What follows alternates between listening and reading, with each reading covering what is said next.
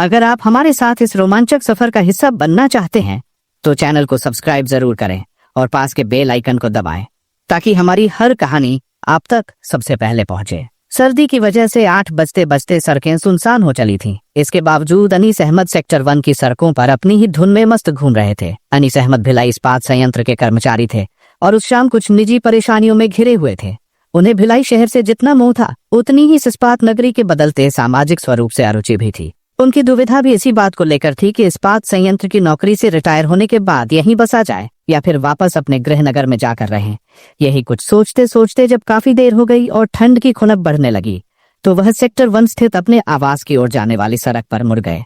तब तक रात्रि के 8 बजने वाले थे। वह सन 2002 के दिसंबर माह की 22 तारीख थी। अनीस अहमद सेक्टर 1 की सड़क नंबर 38 पर ही थे कि कहीं आसपास ऐसी आवाज आई जैसे पटाखा फूटा हो। उस आवाज को सुनकर कुछ पल के लिए अनीस अहमद कुछ ठिठक से गए और सोचने लगे कि वह धमाका पटाखे का ही था या किसी और चीज का। अपना भ्रम मिटाने के लिए उन्होंने आसपास के आवासों पर निगाह डाली तो पाया कि कहीं कोई अप्रत्याशित हलचल नहीं थी। अंत में उन्होंने तय किया कि अवश्य ही वह आवाज पटाखे की होगी जिसे बेध्यानी में गोली की आवाज समझ बैठे थे। अतः मन ही मन आश्वस्त होकर अनीस अहमद अपने घर की ओर बढ़ गए। हाथ मुंह धोकर जब अनीस अहमद अपनी बैठक में आकर टेलीविजन चालू कर रहे थे तब तक 8:15 बज चुके थे। उन्हें टेलीविजन देखते 15 मिनट भी नहीं हुए थे कि उनके आवास के सामने की सड़क से एक एम्बुलेंस सायरन बजाती हुई सड़क नंबर 38 की ओर पूरी रफ्तार से निकल गई। एम्बुलेंस को उसी सड़क की ओर जाते देख अनीस अहमद को कुछ अचरज हुआ। कुछ सोचकर उन्होंने चप्पल पहनी और सड़क नंबर 38 की ओर चल पड़े। अभी वे कुछ कदम ही चल पाए थे कि वही एम्बुलेंस बाजू की सड़क से जाने वाले मार्ग पर पूरी रफ्तार से दौड़ती दिखी। कुछ सोचकर अनीस अहमद सड़क नंबर 38 की ओर बढ़ गए और वहां पहुंचकर पूछताछ शुरू कर दी कि क्या बात हो गई थी जिसके कारण एम्बुलेंस आई थी। एक परिचित ने उन्हें बताया कि शायद मकान नंबर 1 आवलिक्सी में किसी की तबीयत अचानक खराब हो गई थी, इसीलिए उस मकान में रहने वालों ने ही फोन करके एम्बुलेंस बुलवाई थी। उस मकान में रहने वाला वह परिवार अनीस अहमद का परिचित था। उस मकान में इस्पात संयंत्र कर्मी अख्तर अली रहते थे। अनीस अहमद उनके आवास में पहुंचे तो वहां अख्तर अली की वृद्धा माँ और अख्तर के 4 बच्चे रोते हुए मिले। पूछने पर अख्तर अली की वृद्धा माँ ने सुबकते हुए बताया, पता नहीं बेटा, अख्तर को अचानक क्या हुआ कि पलंग पर लेटे लेटे ही तड़पने लगा। मैंने जब उसे उठाने की कोशिश की तो उसके सिर के पिछले हिस्से में खून ही खून था। पता नहीं पलंग पर लेटे हुए ही उसके सिर पर कैसे कहां से इतनी चोट लग गई कि पूरा सिर लहूलुहान हो गया। रईसा और सरवर ने फोन करके एम्बुलेंस मंगवाई और उसी में अख्तर को बड़े अस्पताल ले गए हैं। बेटा, मेरा जी घबरा रहा है, तुम ही जाकर अख्तर को देखाओ। अनीस अहमद अख्तर की वृद्धा माँ और बच्चों को सांत्वना देकर जब वापस लौटने लगे तो अनायास उनकी नजर ड्राइंग रूम के उस पलंग पर पड़ी जिस पर अख्तर को लेटा बताया गया था। तकिए में खून ही खून भरा था। जब अनीस अहमद अपने घर पहुंचे तब तक रात के 9 बज चुके थे। सबसे पहले उन्होंने भोजन किया, फिर स्कूटर पर सवार होकर भिलाई इस्पात संयंत्र के मुख्य अस्पताल सेक्टर 9 की ओर चल दिए। 9:30 बजे अनीस अहमद अस्पताल पहुंचे। वहां पता चला कि अख्तर अली को गंभीर अवस्था में इमरजेंसी वार्ड में दाखिल किया गया है। अनीस अहमद तुरंत ही इमरजेंसी वार्ड के बाहरी कक्ष में पहुंचे जहां अख्तर अली की बीवी रईसा बेगम एक बेंच में बैठी सुबक रही थी जिसे एक युवक दिलासा दे रहा था। वह अख्तर अली का भांजा सरवर था। अनीस अहमद ने रईसा बेगम को समझा बुझाकर चुप कराया और अख्तर अली की स्थिति के बारे में पूछताछ की। अनीस अहमद ने पूछा, एक बात समझ में नहीं आई कि अख्तर अली को आखिर हुआ क्या है जिससे उनकी तबीयत इतनी बिगड़ गई है। रईसा ने बताया, क्या बताएं भाई साहब, अल्लाह जाने क्या हुआ कि वह पलंग में लेटे लेटे ही अचानक छटपटाने लगे। हम लोगों ने तब देखा कि उनके सिर के पिछले हिस्से से खून बह रहा था। वह तो होश में थे नहीं और हम भी नहीं जान पाए कि आखिर हुआ क्या था, कैसे जख्मी हो गए थे। जैसे तैसे करके उन्हें अस्पताल लाए हैं। रईसा की बातें सुनकर अनीस अहमद और भी उलझन में पड़ गए। रह रहकर उन्हें उस धमाके की याद आ जाती थी जो गोली चलने की आवाज जैसी थी। अनीस अहमद तब भी तय नहीं कर सके कि वह आवाज पटाखे की थी या गोली की। अलबत्ता उन्हें लग रहा था कि कहीं कोई गड़बड़ जरूर थी। डॉक्टरों के लिए भी अख्तर अली की बेहोशी रहस्यमय बनी हुई थी। अख्तर अली को भर्ती करते समय रईसा ने कोई पुख्ता जानकारी तो नहीं दी थी, पर इतनी शंका अवश्य जाहिर की थी कि शायद वह गिरकर जख्मी हुए थे। डॉक्टरों ने अख्तर अली की बिगड़ती तबीयत के मद्देनजर उसके सिर के पिछले हिस्से का एक्सरे कराया। एक्सरे में जो बात सामने आई वह चौंकाने वाली थी। अख्तर के सिर के पिछले हिस्से पर गोली मारी गई थी। कई छर्रे उसके सिर में धंसे हुए थे, लिहाजा अख्तर अली के सिर का ऑपरेशन करना जरूरी था। डॉक्टरों ने यह बात रईसा बेगम को बताई और ऑपरेशन के पहले की जाने वाली कागजी कार्रवाई में उसके दस्तखत करवा लिए। वहां मौजूद अनीस अहमद ने डॉक्टरों की बात सुनी तो उनकी उत्कंठा दूर हो गई थी। उन्हें भ्रम नहीं हुआ था। उन्होंने जो आवाज सेक्टर 1 की सड़क नंबर 38 पर सुनी थी वह गोली की ही आवाज थी। अब पुलिस को बताने लायक उनके पास बहुत कुछ था, अतः उन्होंने अस्पताल में मौजूद टेलीफोन से तुरंत अतिरिक्त पुलिस अधीक्षक नगर संजीव शुक्ल को फोन कर दिया। संजीव शुक्ल से अनीस अहमद के अच्छे संबंध थे। सूचना मिलते ही संजीव शुक्ल ने तुरंत क्राइम ब्रांच प्रभारी उप निरीक्षक कविलाश टंडन को फोन करके सदल बल सेक्टर 9 स्थित अस्पताल पहुंचने का निर्देश दिया। उस वक्त रात के 11 बजे थे। रात 11:30 बजे जब क्राइम ब्रांच की टीम अस्पताल पहुंची तो घायल अख्तर अली को ऑपरेशन थिएटर ले जाया जा चुका था। डॉक्टरों ने कविलाश टंडन को अख्तर अली के बारे में बताया। मरीज अस्पताल में भर्ती किए जाने के समय से ही बेहोशी की हालत में है। उसके सिर के पिछले हिस्से में शायद बहुत नजदीक से गोली मारी गई है। संभावना भी है कि ऑपरेशन के बाद कम से कम 48 घंटे बाद वह होश में आने की स्थिति में नहीं रहेगा। कविलाश टंडन को मरीज से कोई जानकारी मिलने की उम्मीद फिलहाल नजर नहीं आई, अतः उन्होंने अस्पताल में मौजूद अनीस अहमद से घटना की बाबत पूछताछ की। अनीस अहमद की बात से जांच दल ने पाया कि अख्तर अली पर जिस समय गोली चलाई गई थी तब तकरीबन 8 बजे थे। अनीस अहमद से पूछताछ मुकम्मल करके क्राइम ब्रांच टीम रईसा बेगम के पास पहुंची। शौहर की नाजुक हालत के सदमे से रईसा सन्न थी। पूछताछ के दौरान उसने बताया कि आज शाम को लगभग 6 बजे के बाद कुछ सामान खरीदने वह अपनी 2 बेटियों के साथ बाजार गई थी। उसकी वृद्धा सास और शौहर घर में आराम कर रहे थे। 2 बच्चे पड़ोस में कहीं खेलने गए थे। सरवर भी कहीं घूमने गया हुआ था। लगभग 7:30 बजे जब वह अपनी दोनों बच्चियों के साथ घर पहुंची तो अपने शौहर को पलंग पर छटपटाते पाया। वह कुछ समझ नहीं पा रही थी और अपने शौहर को संभालने की कोशिश कर रही थी। उसी समय सरवर भी घर में आ गया। वृद्धा सास ने अपने बेटे अख्तर का सिर पकड़कर क्या हुआ बेटा कहकर उसे उठाने की कोशिश की तो उसके दोनों हाथ खून से रंग गए। तब पता चला अख्तर के सिर के पीछे के हिस्से से खून बह रहा था। लिहाजा सरवर ने फोन करके एम्बुलेंस मंगवाई और फिर अस्पताल आ गए।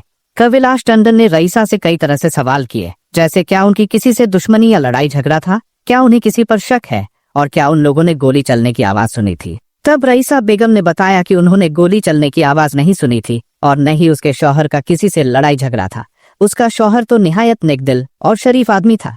अख्तर के बारे में यही बातें उसके रिश्तेदार भी बताने लगे, जो घटना की सूचना पाकर अस्पताल आ गए थे। अख्तर अली को गोली मारी गई थी, यह निर्विवाद रूप से सच बात थी। उसे किसने गोली मारी थी, क्यों उसकी हत्या करने की कोशिश की, यह अनसुलझा सवाल था। घटना की सूचना पाकर अब तक थाना भट्टी के नगर निरीक्षक परिहार और उप निरीक्षक तुलसीराम नागवंशी भी अस्पताल पहुंचकर मामले की छानबीन में जुट गए थे, क्योंकि यह मामला उन्हीं के थाना क्षेत्र का था। पूछताछ मुकम्मल करके पुलिस का यह दल जब वापस थाना भट्टी की ओर रवाना हुआ तो रात का 1 बज चुका था। थाना भट्टी में मुकदमा दर्ज करने के बाद कविलाश टंडन और तुलसीराम नागवंशी आदि घटनास्थल के लिए रवाना हो गए। घटनास्थल सेक्टर 1 की मुख्य सड़क के बाईं और सड़क नंबर 38 की इमारत थी।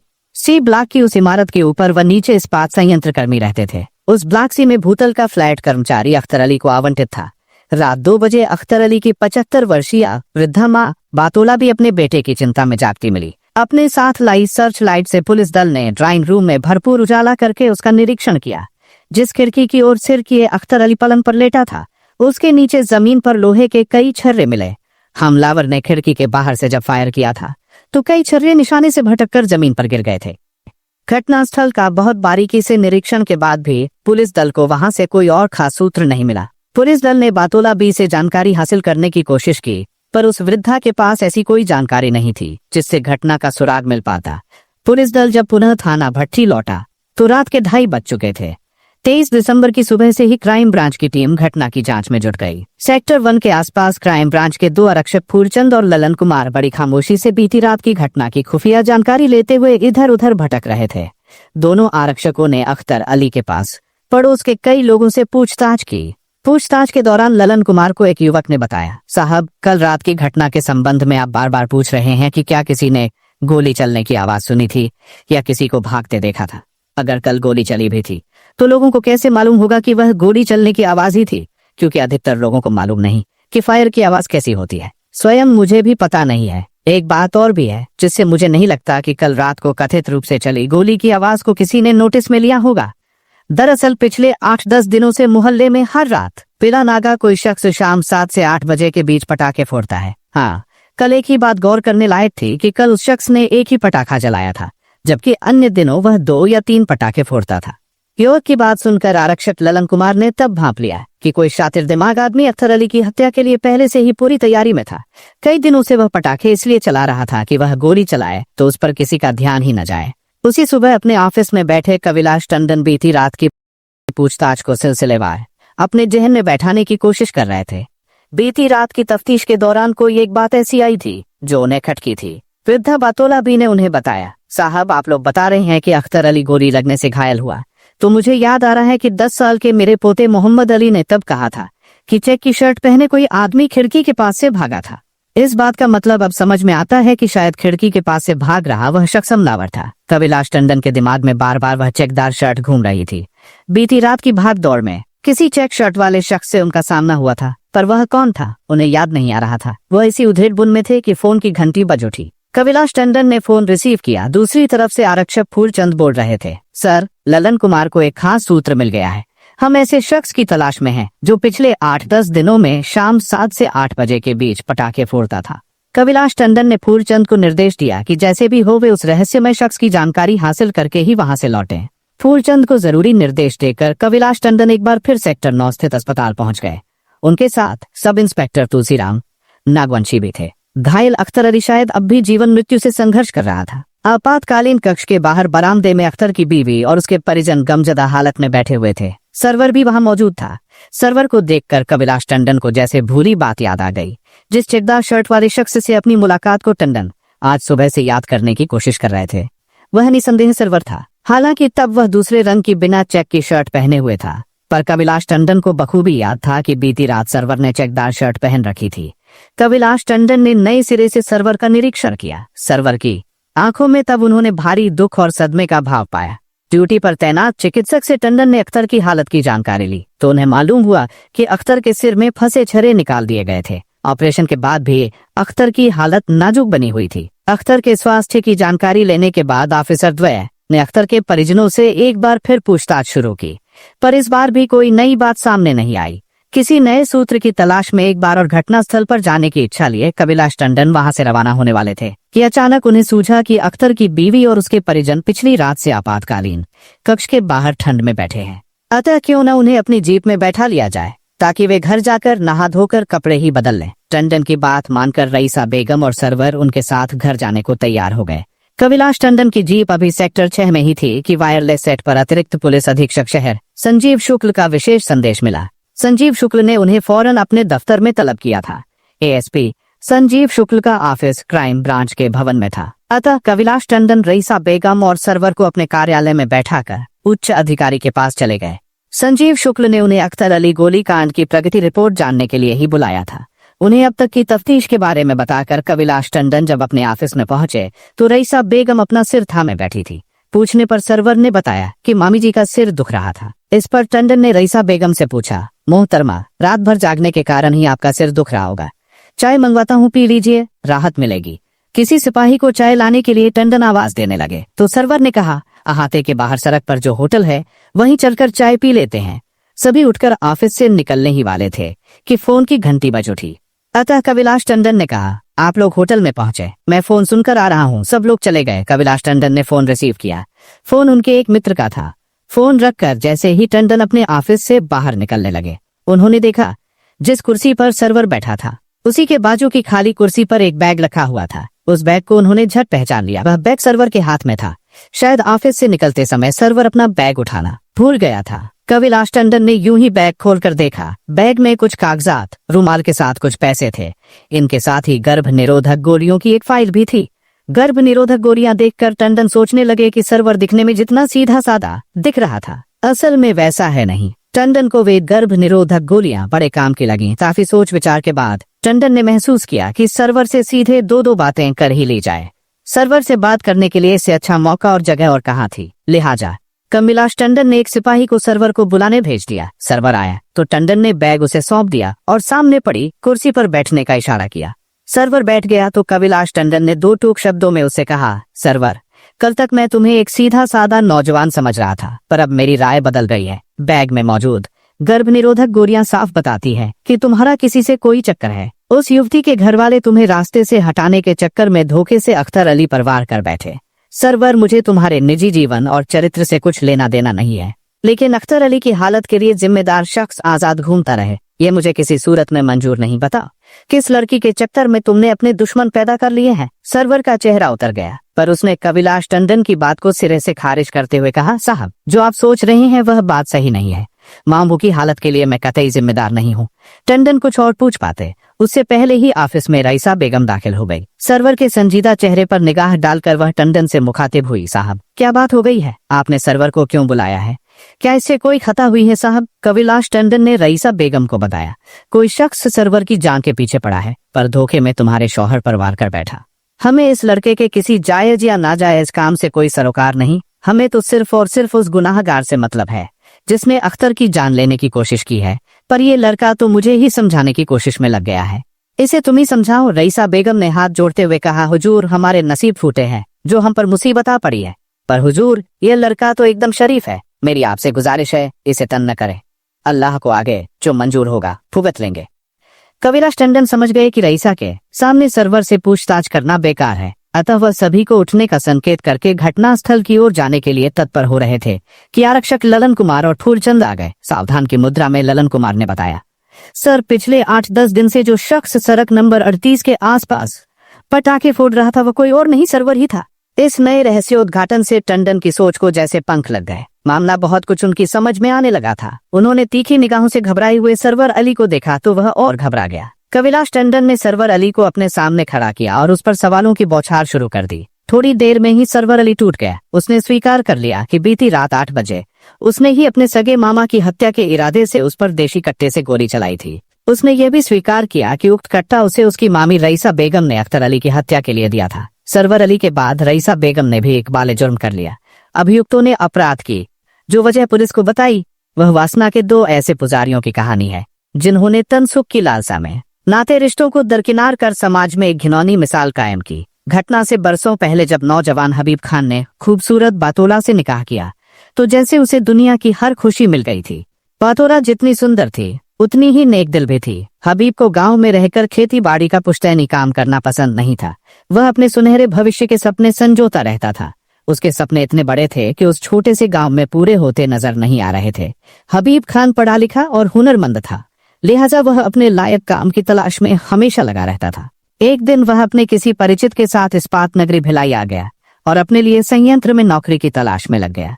अल्लाह की कुछ ऐसी मेहरबानी हुई कि उसे थोड़े से प्रयत्न से ही भिलाई इस्पात संयंत्र में नौकरी मिल गई। नौकरी मिलते ही हबीब अपने गांव उसके थाना मेजा जिला इलाहाबाद उत्तर प्रदेश जाकर अपने बीवी बच्चों को भिलाई ले आया। अख्तर अली यानी हबीब खान का बेटा था।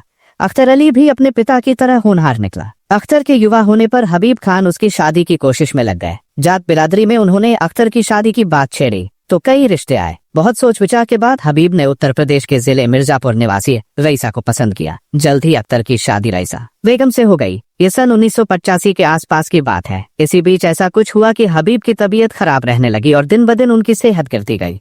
अतः उन्होंने दौड़ धूप करके अपने स्थान पर भिलाई इस्पात संयंत्र में अख्तर को नौकरी पर लगवा दिया। अख्तर की नौकरी लगते ही परिवार की खुशहाली फिर से लौट आई। अख्तर अपने परिवार के साथ बड़े मजे से रहने लगा। कालांतर में अख्तर 3 बेटियों और 1 बेटे का बाप भी बन गया था। अब तक हबीब खान का इंतकाल हो गया। 35 वर्षीय अख्तर बड़ा नेकदिल था। वह तनख्वाह लेकर आता था और पूरी रकम रईसा के हाथ में थमा देता था। घर परिवार के सारे खर्चे रईसा की मर्जी से चलते थे।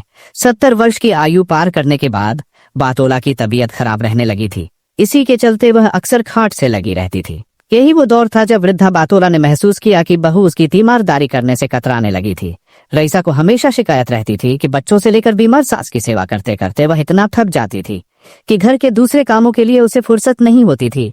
उसके व्यवहार में आए इस परिवर्तन को अख्तर भी महसूस करने लगा था, पर वह बहुत शांत प्रवृत्ति का आदमी था, इसलिए बहुधा चुप ही रहता था। सन 2001 के मध्य में अख्तर की मां बातोला बी को भयंकर पेट दर्द हुआ। डॉक्टरों ने जांच करके बताया कि उसे पथरी है जिसका ऑपरेशन जरूरी है।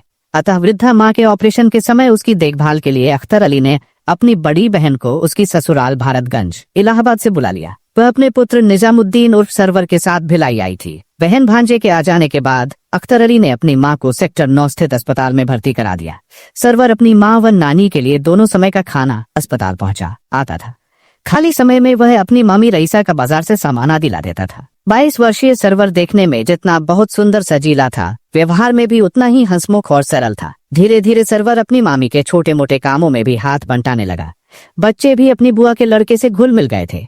अक्सर ऐसा होता था कि जब सरवर दिन में घर में होता था तो बच्चे स्कूल चले गए होते थे और अख्तर अपनी ड्यूटी पर। ऐसे मौकों पर घर में तब रईसा बेगम ही होती थी, जिसके साथ सरवर कभी कभार हंसी मजाक कर लेता था। घर के सूने वातावरण और जीवन की एक रास्ता से ऊब चुकी रईसा के लिए सरवर हवा के शीतल झोंके की तरह था। घर परिवार और बाल बच्चों की झंझट से हमेशा खिन्न रहने वाली रईसा बेगम के लिए तब सरवर मुस्कान बिखेरने वाला और बात बात पर हंसाने वाला युवक बन गया। धीरे धीरे सरवर और रईसा बेगम के बीच का लगाव इतना प्रगाढ़ हो गया कि वे मामी भांजा कम दोस्त ज्यादा बन गए। उन दोनों की दोस्ती और लगाव ने कब उनके बीच चाहत का जुनून भर दिया, उन्हें पता ही नहीं चला। पवित्र रिश्ते के बीच कब अपवित्रता ने दोनों के दामन को दागदार कर दिया, उन्हें एहसास भी नहीं हुआ। उन दोनों के बीच की दूरियां मिट चुकी थीं और वे दोनों घर के सूनेपन का फायदा उठाकर वासना के दलदल में गहरे तक डूब चुके थे। जब बातोला भी पूरी तरह स्वस्थ हो गईं, तो अख्तर अपनी माँ को घर ले आया। बातोला भी और सरवर की माँ के घर में आ जाने से रईसा और सरवर की रंगरेलियों को विराम लग गया। कुछ दिनों बाद अख्तर की बड़ी बहन अपने घर लौटने के लिए इजाजत मांगने लगी, तो अख्तर को उसकी बात माननी ही पड़ी। सरवर भी अपनी अम्मी के साथ जाने के लिए तैयारी करने लगा, पर दिल ही दिल में वह बहुत दुखी था। यही हाल रईसा का भी था। एक दिन रईसा ने सरवर को बाजार से सामान खरीदने और लाने में मदद के बहाने अपने साथ लिया और बाजार चली गई। रास्ते में दोनों प्रेमियों ने अपने अपने दिल का हाल बयां किया। आज दोनों तरफ बराबर लगी हुई थी। रईसा ने सरवर को समझाया कि उसे दिल छोटा करने की जरूरत नहीं है, वह उसके मामू को समझा बुझाकर उसे अपने यहाँ रखने के लिए मना लेगी। सरवर ने भी यही इच्छा जाहिर की। उस दिन जब दोनों प्रेमी वापस लौटे तो उनका मन कुछ हल्का था। कुछ दिन बाद सरवर अपनी अम्मी को लेकर इलाहाबाद चला गया। कुछ रोज बाद रईसा ने अपने शौहर अख्तर से कहा, देखो जी, सरवर के अम्मी अब्बा बहुत गरीब लोग हैं। भारतगंज में सरवर के अब्बा तांगा चलाकर कुछ पैसे कमा लेते हैं और उसकी अम्मी बीड़ी बनाकर 4 पैसे कमाती है। सरवर की अम्मी बता रही थी कि गुजारा बड़ी मुश्किल से होता है, क्यों नहीं आप सरवर को यहाँ किसी काम धंधे में लगा देते। घर का बड़ा लड़का है, शायद कुछ बनकर अपने परिवार का सहारा बन जाए। रईसा की यह बात अख्तर को अच्छी लगी। उसने खत लिखकर सरवर को भिलाई बुला लिया। सरवर ड्राइवरी जानता था, अतः थोड़ी सी कोशिश के बाद उसे नौकरी मिल गई। वह अपने मामा अख्तर के घर रहकर नौकरी करने लगा। सरवर नौकरी पर कम जाता था, रईसा के साथ रंडलियों में ज्यादा डूबा रहता था। कहते हैं इश्क और मुश्क छुपाए नहीं छुपते, और यही हुआ। अख्तर को इस रासलीला की जानकारी हो गई। उसे यह जानकर भारी सदमा लगा कि उसकी बीवी नापाक हरकत कर रही थी और सरवर तो आस्तीन का सांप निकला था। अख्तर ने रईसा को बहुत समझाने की कोशिशें की, पर वह हवस की भूखी औरत थी। कुछ समझने के बजाय वह अख्तर को ही भला बुरा कहने लग जाती थी। अतः लोक लाज के डर से अख्तर चुप हो जाता था।